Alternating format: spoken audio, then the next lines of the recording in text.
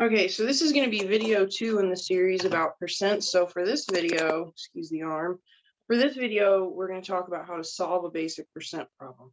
Okay. So, all right, solving percent.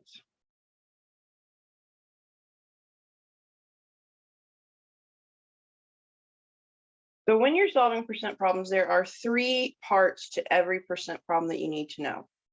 There is the base. The base is the entire quantity being considered.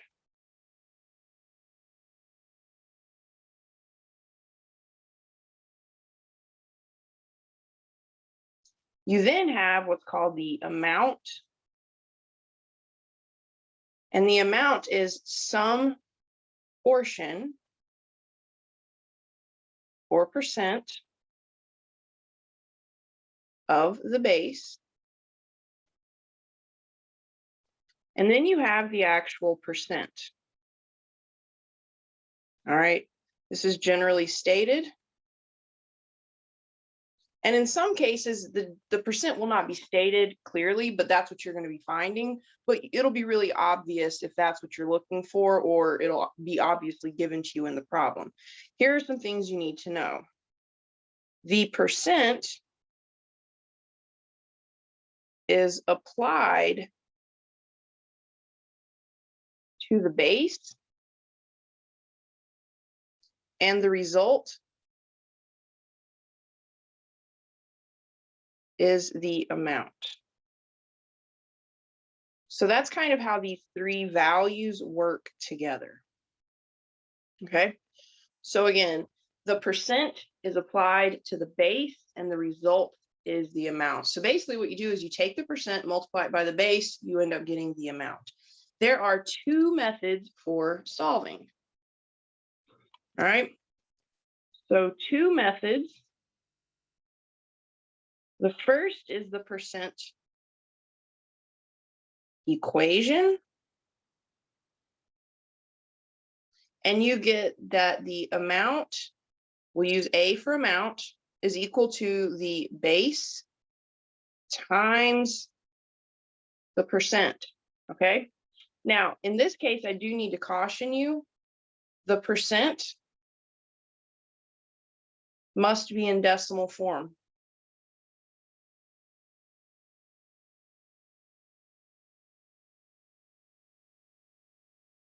All right, so you take the percent, you multiply it by the base. As long as the percent is in decimal form, the result is going to be the amount. The second method for solving is the percent proportion. And in this case, you take the amount divided by the base, and it equals the percent, always divided by 100. And here, the percent does not have to be in decimal form. You want to leave it alone because you're putting it over 100, that automatically takes care of that need to convert it to a decimal. So the equation, amount equals base times percent, so long as the percent is in decimal form. The proportion, amount divided by base, equals percent divided by 100. You can use either method. I would encourage you to at least be familiar with both. At this point in most people's math career, you're going to be more comfortable doing the percent proportion.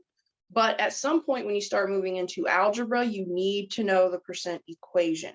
So it's important to really kind of at least be familiar with both of these. All right. The percent proportion is a little bit longer. The process is a little bit longer. Percent equation is a little bit easier. Shorter, I guess is what I should say. But with the equation, you always have to remember to convert back and forth between the decimal form of the percent. All right. So let's look at some examples. And what I want to do is go through a couple of these examples showing both methods. And then we'll do several examples where I alternate methods, and then we'll look at a word problem or two. All right. So for the first example, we have, what is 3% of 98?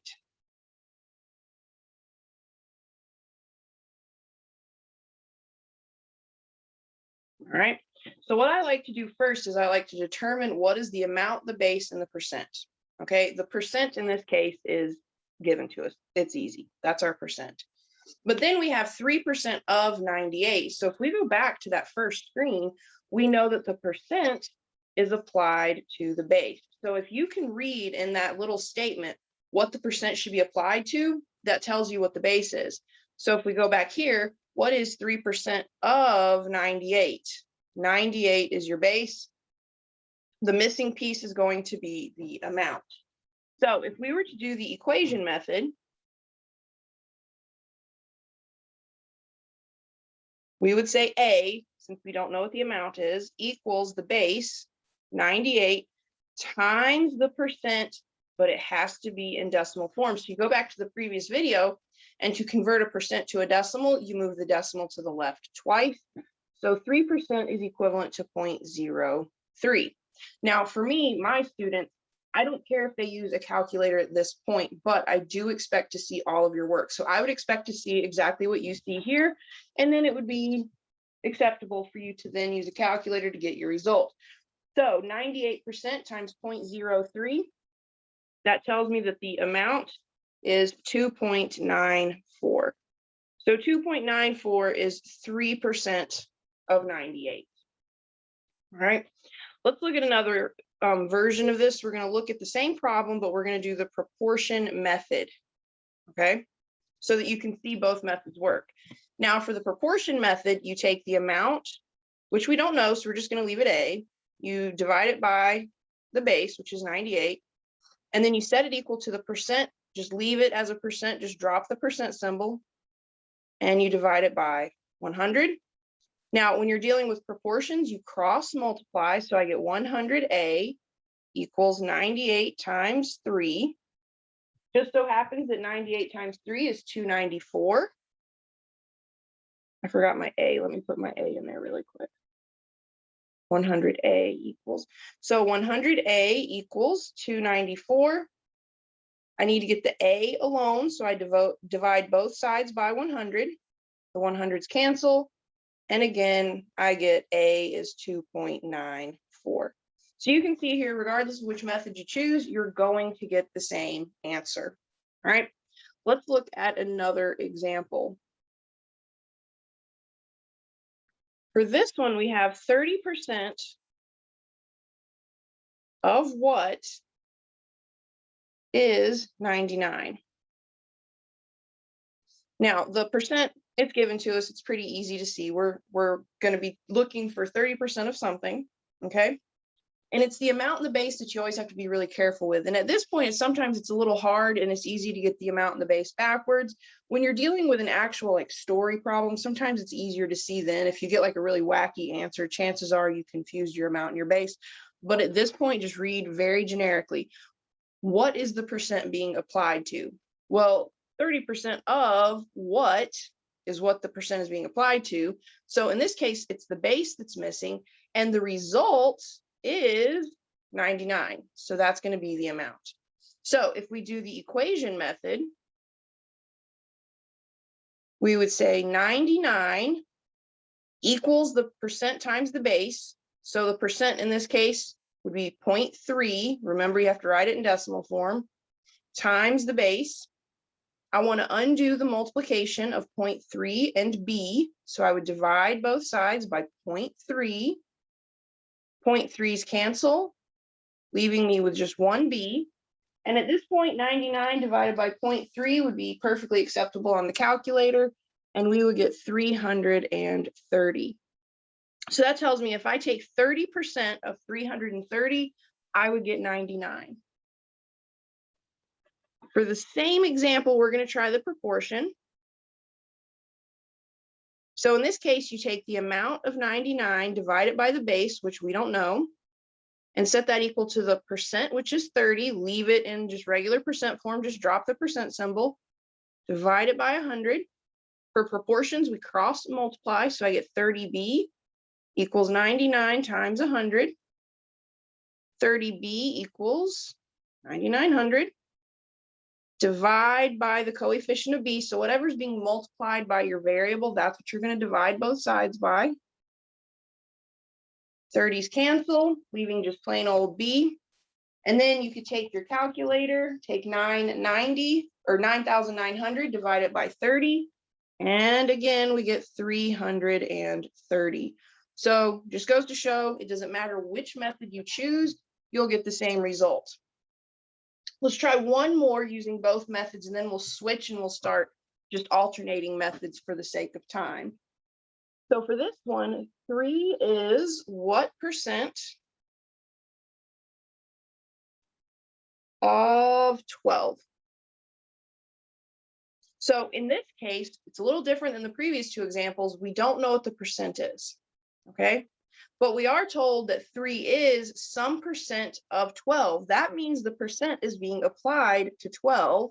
So 12 would be the base, and 3 is tells us that the result after applying the percent to 12 is the amount, okay? So 3 is the amount, 12 is the base, the percent is unknown.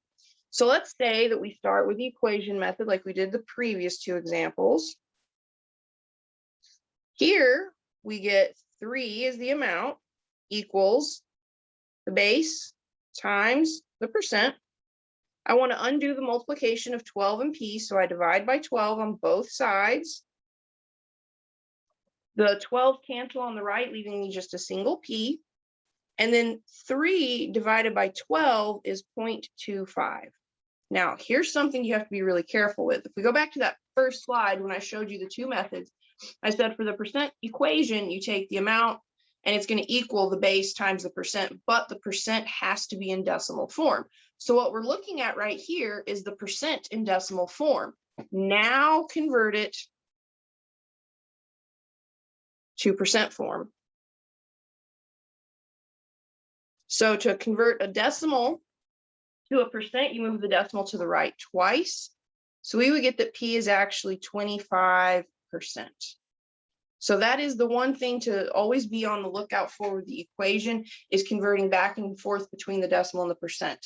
Okay, so when you're solving for the percent in an equation method problem, you always have to convert your decimal form answer into that percent form that we're looking for. Now for the proportion, it's actually easier because you don't have to worry about any of that converting back and forth. So you would get the amount over the base equals some percent, we don't know what yet, over 100. We cross multiply, we get 12p equals 3 times 100. 12p equals 300. We want to undo the multiplication of 12 and p. The opposite of multiplication in math is, of course, division. 12 divided by 12 is 1. I get 1p. And then 300 divided by 12 is just flat out 25. So you don't have to do any of that decimal conversion stuff, but you do have to remember the percent symbol. And there you have it. You have seen 3 problems, one where the amount was missing, one where the base was missing, one where the percent was missing.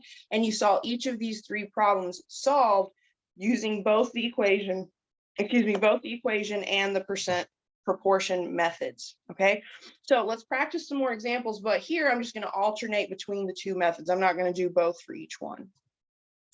Next up, we have find 40% of 140. Okay, so we want to find 40%, and we can see that 40% is obviously P, and we're looking for 40% of 140. So that tells me that 40% is being applied to 140. So that means it is the base. And then what we're looking for is the amount. So for this one, let's say we do the equation method. So I would get A is equal to the base times the percent. But remember, the percent must be written in decimal format. All right, so I get A equals 140 times 0.4. At this point, as long as you show this much work for me, I'm quite pleased. Use your calculator and we can see that the amount is 56. So I would say that 56 is 40% of 140. Next up, we have 2% of what number is 44? Okay, so 2% of something. P is pretty obvious, it's the 2%, but 2% of what? We don't know. We don't know what the base is in this case, but we do know that the result is 44. Okay, so for this one, let's go ahead and do the percent proportion. I take the amount, which is 44. I divide it by the base, which is unknown, and I set it equal to the percent. Do not convert it to a decimal, just drop the percent symbol and put it straight over 100. And then for proportions, we cross multiply. So I get 2 times B equals 44 times 100. So 2B equals 4,400. And then what you're doing when you're solving for some variable is you're always trying to undo what has happened to that variable so that you isolate the variable. In order to isolate this variable B, we need to undo the multiplication. In math, we undo multiplication with division. On the left, the 2's cancel. 2 divided by 2 is 1, so that leaves me with B. And then 4,400 divided by 2 is 2,200. So if we change this statement just a little bit, we could say 2% of 2,200 is 44. Okay, next up I have 76 is 25% of what number? Now, no cheating. Sometimes when you're dealing with like 50%, 20%, 25%, 75%, those easy percents, you can kind of work the problem out in your head. If you're in a class with me, I still want to see your setup. I want to see your work, okay? So this is one where a lot of you can probably do the math almost in your head, but I still want to see the work, okay? So what we have is 25%, that's the percent, always pretty obvious. But 25% of what? Well, we don't know. So 25% of some base is 76, okay? So 76 equals 0.25. Remember, for the equation method, and I am doing the equation method here, you always want to write your percent in decimal format. So I'm going to get 76 is 0.25, that's 25% in decimal form, and then I'm going to multiply it by the base, which is B. Here, I want to undo the multiplication of 0.25 and B. So I divide both sides by 0.25. Don't forget, when you're doing this little tiny bit of algebra, when you're solving proportions, or here, when you're solving the equation or the proportion with solving percent problems, whatever you do to one side of the equation, you have to do to the other. Okay, so because I divided the right by 0.25, I have to divide the left by 0.25. So just don't forget why we do that. You're maintaining that balance that's natural to an equation. All right, so on the right, the 0.25s cancel, leaving just a B. And then 76 divided by 0.25, I get 304. So 76 is 25% of 304. Next up, I have what percent of 200 is 162. Okay, so these are always the hardest, where the percent is missing. Okay, we can see what percent, we don't have a clue what that is. That's just going to be our P. And what we know is that some percent of 200 is going to result in 162. So we can see here that this percent of 200, that means the percent, whatever it is going to be applied to the base, which is 200, and the result is going to be the amount, or 162. So let's go back to the percent proportion. I would take the amount, divide it by the base, set it equal to some percent over 100. For percent proportions, we cross multiply. So I get 200p equals 162 times 100. So 200p equals 16,200.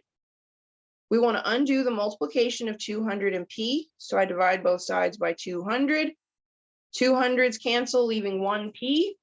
And then 1,600 or 16,200 divided by 200, we get 81. So you have to be really careful. Anytime you're looking for the percent, make sure you write the answer in the correct format. The answer is not 81. The answer is 81%. And there you have it. So next up, let's look at this one. 60 is what, let's see, I wrote that down wrong. 60 is what percent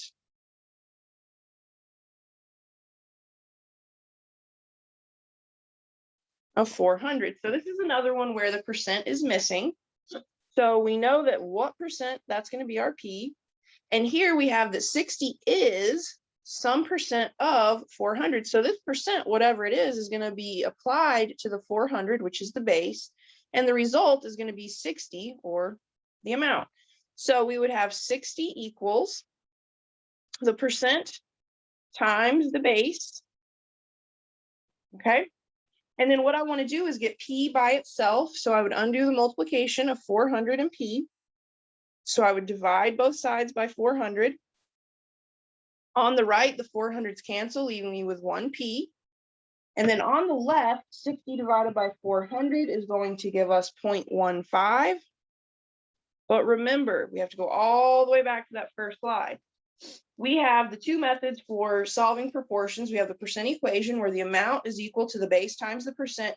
And the note that I left you here is the percent must be in decimal form. That means right here, what you're seeing, P equals 0.15, this is the decimal form. But we don't want our final answer to be the decimal form. We want to write it in percent form. So to convert a decimal to a percent, we move the decimal to the right 2 times. And then we add that percent symbol. And now we have that 60 is 15% of 400. And that's it. So a really quick recap, and then we'll look at 3 word problems. When you're solving a percent problem, there are 3 values. There is the base, which is the entire quantity being considered. You have the amount, which is some portion or percent of the base. And then you have the percent, which is going to be really easy. Most of the time, it's going to be stated. In other cases, it's going to be what's missing, but it's going to be obviously missing. Okay. And then the big note that I left you here is the percent is applied to the base, and the result is the amount. You've got the 2 methods, your percent equation, your percent proportion. We looked at 3 different examples. We looked at an example where the amount was missing, and I solved it using both the equation and the proportion.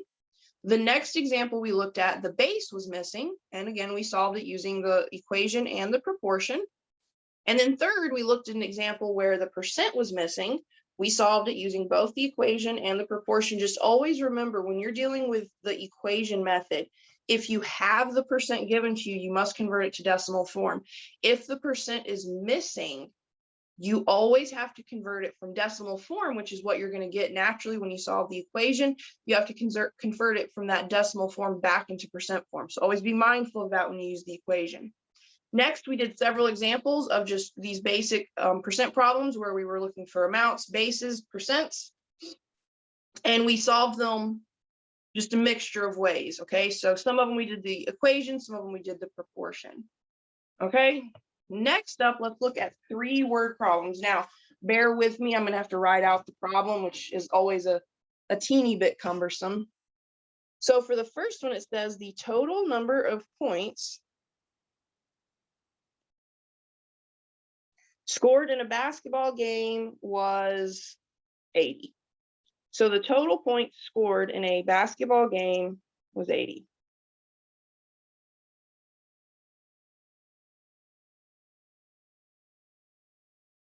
The home team scored 48 of these points.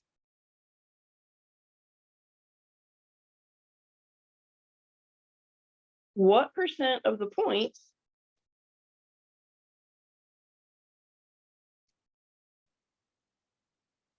did the home team score?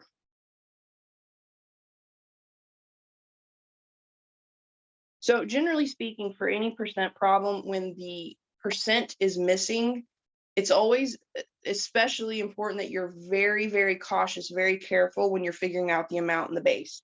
So always remember the definition of the base is it's the entire quantity being considered, and some portion of that is the amount. So in this case, we know that the total points scored in the basketball game was 80. So I'm going to go ahead and just say pretty confidently that the base was 80. That looks kind of silly. Let me rewrite 80. Now, the amount is going to be some portion of the base. So we know of these 80 points scored in this basketball game, one of the teams, the home team in this case, scored 48 of those points. The away team scored the other points. So we know that 48 is some portion of the base. Okay.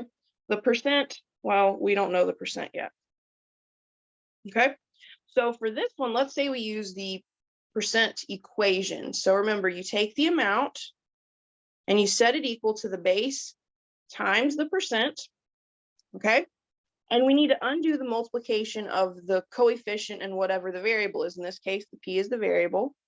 So I need to undo the multiplication of 80 and P. So I would divide. The 80s on the right cancel, leaving just one P. And then 48 divided by 80, let's see real quick, we get 0.6. So you have to be very cautious here. Let's do it one more time. Let's go back to that first slide. For the percent equation, A equals B times P, the percent must be in decimal form. That means right here, we have decimal form. But the question didn't ask us what decimal portion of the points were scored by the home team. It says what percent, right? So we want to convert this to percent form. So to convert a decimal to a percent, you move the decimal to the right twice. So I would say 60%, but when you're dealing with a word problem, always answer the question with some kind of a statement. Don't give me naked numbers. 60%. 60% means nothing to me until I say 60% of the points were scored by the home team.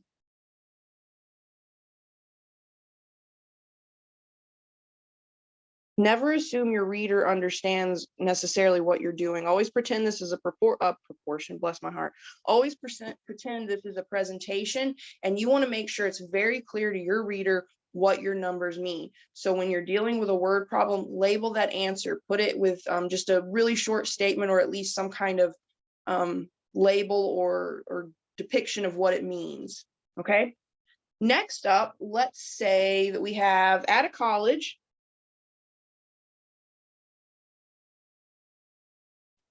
47% of freshmen take a composition class.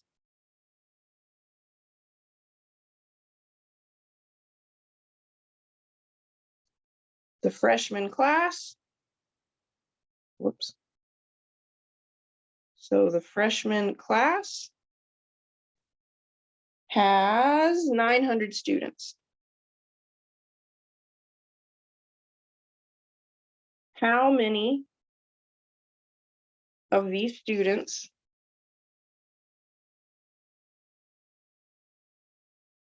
are enrolled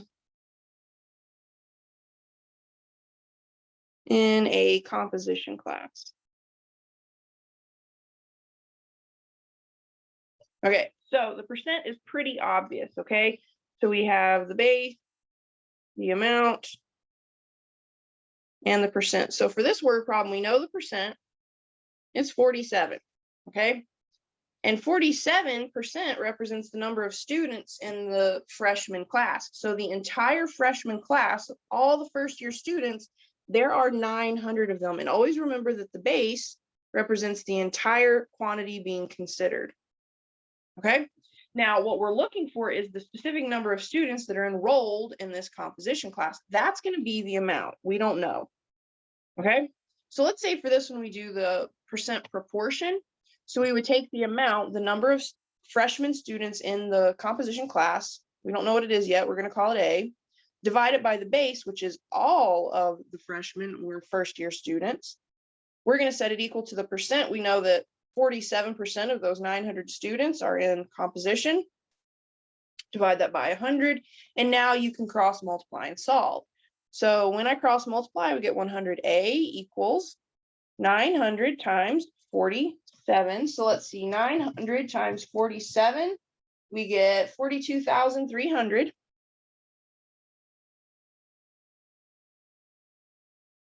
And then the last step to solve, we want to undo the multiplication of 100 and A. So I would divide both sides by 100.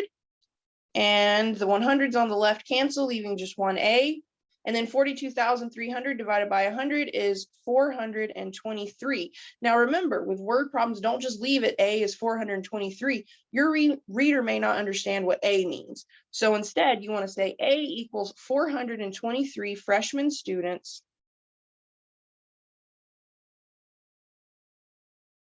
enrolled in composition.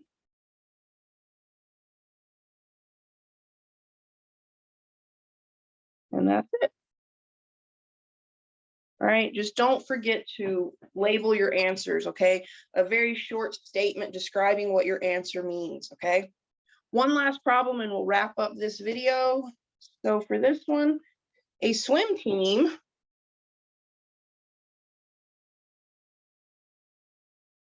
has gone to state championships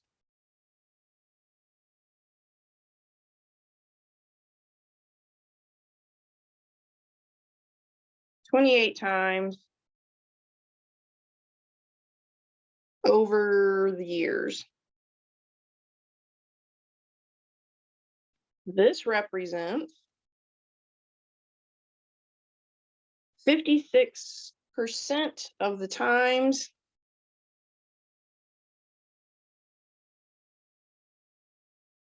this team has qualified for finals.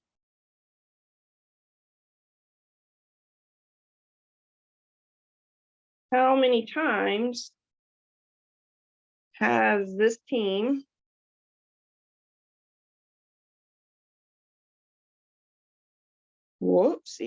has this team qualified for finals?